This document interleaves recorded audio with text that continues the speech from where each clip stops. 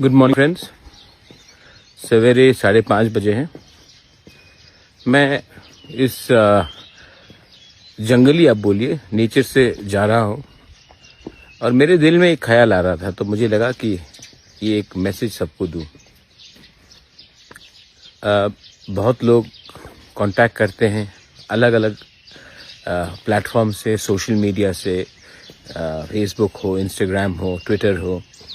बहुत लोग directly phone करते हैं, लेकिन मैंने एक चीज़ नोटिस किया कि हमने जब भी रिस्पॉन्ड किया है तो 90% लोग जिन्होंने फ़ोन या रीच आउट किया, उनके पास प्रॉब्लम्स लगभग वही था। माँ बाप के पास पैसे की कमी हो, खुद की पैसे की कमी हो, किसी का भाई बेंगलोर में फंस गया है, फाइनेंशियल प्रॉब्लम्स। बहुत लोगों ने फ़ोन भी किया है कि हमें नौकरी दिलवा दो। किसी और ने फ़ोन किया है कि आप